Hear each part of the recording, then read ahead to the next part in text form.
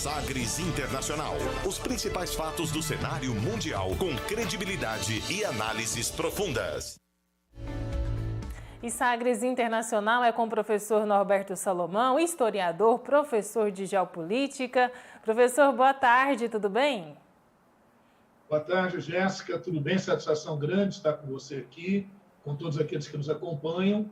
E, mais uma vez, dar uma olhadinha, uma refletida sobre o cenário internacional, né?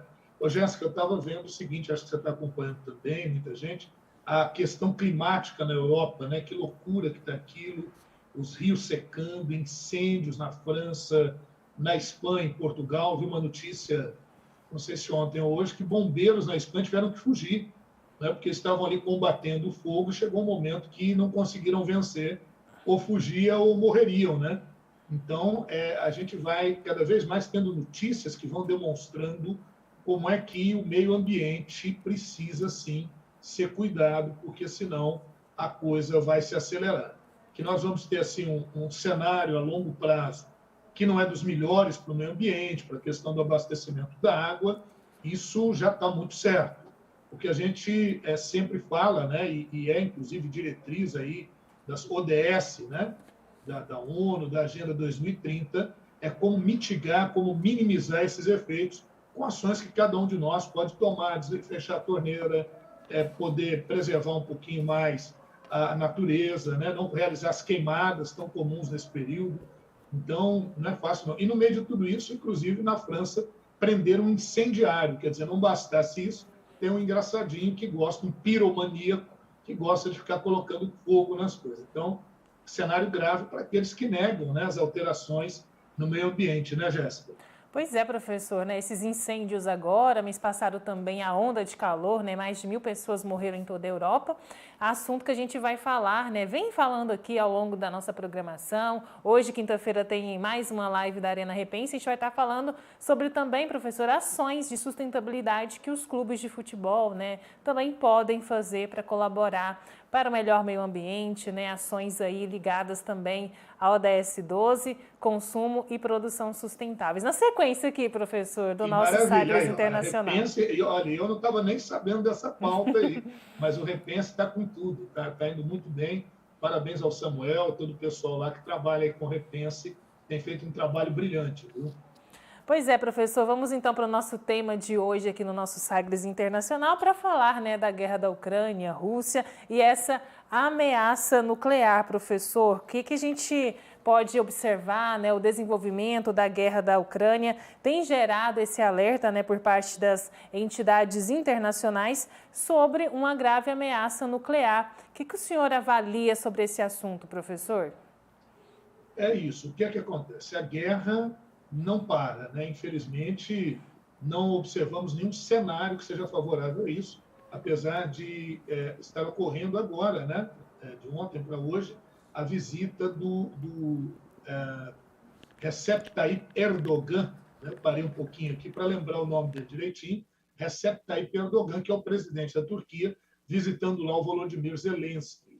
Está por lá também o Antônio Guterres, que é o secretário-geral da ONU, todos eles muito preocupados, né, com todo esse processo. A Turquia é, sem dúvida, grande interlocutora com a Rússia, apesar da Turquia fazer parte da OTAN, mas tem essa interlocução aí com o Vladimir Putin.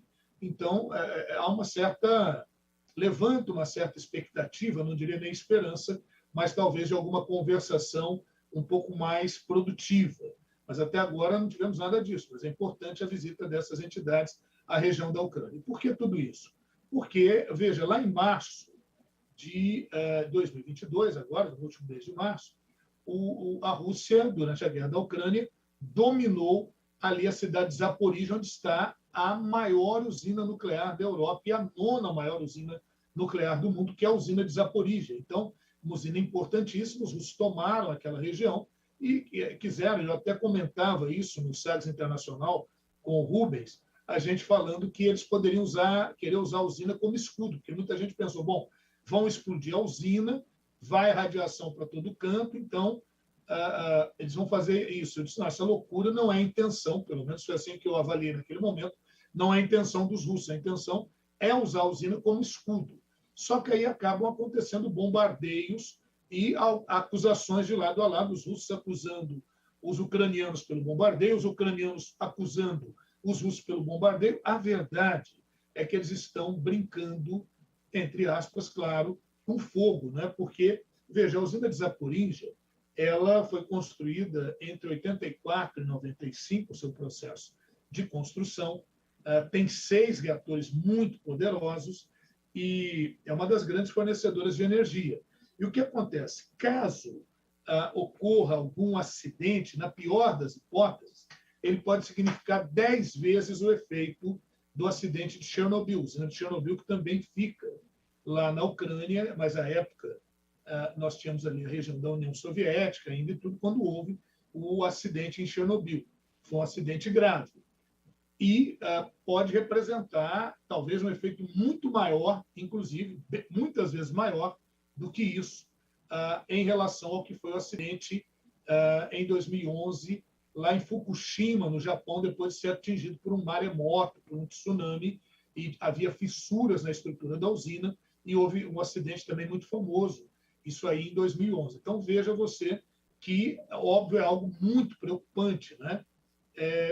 A União Europeia e mais 42 países, eles assinaram uma declaração exigindo que a Rússia devolva, inclusive a ONU também faz essa recomendação, que a Rússia devolva a usina para quem é o dono, que é a Ucrânia.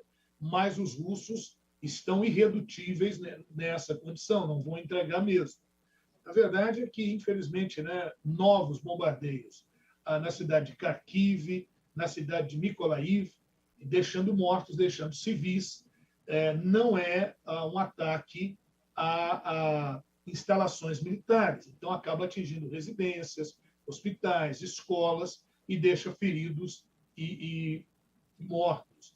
E aumenta cada dia mais a quantidade de refugiados lá da Ucrânia, viu, Jéssica? Então, essa preocupação, esse alarde internacional, é porque os caras estão realizando bombardeios ali na margem, né? na fronteira da usina, no muro da usina, e, de repente, né, nós temos aí acertamos aí um reator, e aí aquele problemão todo. É bem verdade que técnicos afirmam que a segurança da usina de Zaporizhzhia é bem maior, né? É uma construção diferente, é uma planta diferente da que foi a de Chernobyl e a de Fukushima, e que, portanto, apresentaria uma capacidade maior de deter a radiação ali naquela localidade. Mas sabe o que acontece, Jéssica? Em acidentes desse estilo, ainda mais nós que estamos em Goiânia e tivemos aqui o acidente radioativo com o Césio-137, nós sabemos muito bem como é que isso pode ter uma extensão, muitas vezes imprevisível, né? Nessa questão aí da ameaça nuclear, na terça-feira, o ministro da Defesa russo falou que tudo não passa de especulação midiática, né? As informações de que Moscou poderia implantar armas nucleares ou químicas nesse conflito com a Ucrânia. O senhor acredita que em algum momento, né, a Rússia poderia mesmo se valer desse tipo, né, de armas nucleares durante esse conflito, professor? Jéssica, tem aquela velha frase, né, de que no amor e na guerra vale tudo. E o que é pior é que parece que vale mesmo. Apesar das proibições, de toda uma regulamentação internacional, lógico que pode acontecer dependendo dos próximos lances dessa guerra. Óbvio, parece não ser a intenção da Rússia. O próprio Sergei Shoigu, que é o ministro aí da Defesa, né, da Rússia, ele afirma que não é essa a intenção da Rússia, que o que eles têm hoje e toda a estratégia que eles traçaram permite atingir as metas pretendidas sem a utilização de armas nucleares, mas, assim, nunca se sabe, não dá para confiar muito nisso, né? Agora, a verdade, Jéssica, é que existem armas muito eficazes, talvez até do ponto de vista estratégico, mais eficazes até do que uma bomba atômica, de uma bomba nuclear que destruiria tudo. Por exemplo, isso ele já tem usado lá, que são as chamadas bombas termobáricas. As bombas termobáricas são aquelas que atuam em 2 estágios. Elas explodem no primeiro estágio, deslocam massa de oxigênio e depois colocam isso em combustão. Então, vira uma bomba incendiária. Inclusive, essa bomba termobárica é chamada de a mãe das bombas. pode ser uma bomba grande, pode chegar até 8 toneladas, como pode ser também na forma de uma granada atirada por um lança-morteiro, coisa do gênero, lança-granadas, por um soldado mesmo. Então, isso já tem sido usado lá. Agora, é óbvio que tem que se considerar tudo isso. Não está nada bom essa questão da guerra e fora os prejuízos econômicos, se vê uma situação dessa, nós podemos ter algo sem precedentes. A gente não quer nada disso. Os russos estão afirmando que não vão usar bomba atômica, né? Para finalizar, então, professor, nosso bate-papo aqui, tem essa outra notícia de que a China vai enviar tropas à Rússia para participar de exercícios militares em conjunto. O que significa, professor, esse movimento Rússia e China fazendo exercícios militares conjuntamente? Significa mais preocupação para esse mundão maluco que a gente está vivendo, né, Jéssica? Veja, em 2018, a China participou pela primeira vez desse tipo de exercício. Óbvio, é bem verdade que há acordos de colaboração militar que foram assinados, né? Inclusive, nesse exercício agora, a embaixada e a representação chinesa afirmou, olha, eu não estou sozinho, não, olha quem vai participar aí também. A Índia, a Belarus, a Mongólia, o Tajiquistão, que fazem parte dessa lista para realizar esses exercícios de cooperação. É um exercício anual, né, dessa colaboração bilateral, ocorreu em 2018, está voltando, a China participou pela primeira vez em 2018, e aí é óbvio que essa colaboração. Só que há uma tensão que nós já trabalhamos aqui, uma tensão envolvendo a China e Taiwan, em virtude, primeiro, da visita da Nancy Pelosi, presidente da Câmara dos Deputados, a Taiwan. Taiwan, que nós já falamos, a China considera uma extensão do seu território, considera como uma província chinesa. Por outro lado, Taiwan tem governo próprio, tem presidente da República, que é uma mulher, inclusive, que foi reeleita em 2020. E agora, mais recentemente, depois da Nancy Pelosi, outros parlamentares norte-americanos, estadunidenses, visitaram Taiwan. E de ontem para hoje está se fechando um acordo dos Estados Unidos com Taiwan para a venda exclusiva de semicondutores, microchips, para os Estados Unidos, sem interferência de estatais. Quer dizer, mais um chega para lá em qualquer intervenção chinesa ali na área. Em meio a isso, a China tem feito exercícios, e também Taiwan, com munição verdadeira. Pois é, toda essa tensão e o fato da China acenar com essa aproximação com a Rússia, é óbvio que é um claro recado para os Estados Unidos e os seus aliados. Não fica longe disso. E sim, é sinal de preocupação, porque a gente está mexendo com aspectos muito delicados. É óbvio que, a princípio, é só uma demonstração de força, mas a gente precisa ficar muito atento a isso. E aí, só acrescentando, né, Jéssica, o Vladimir Putin, para sair desse isolamento que tem sido colocado pelas sanções da União Europeia, dos Estados Unidos, enfim, a Rússia quer estreitar ainda mais os laços com Kim Jong-un da Coreia do Norte. Então, a Rússia se prepara aí para fazer acordos bilaterais com a Coreia do Norte e Rússia, que em julho já tinham reconhecido Donetsk e Lugansk como sendo áreas independentes da Ucrânia. Então, na verdade, o que a gente está vendo,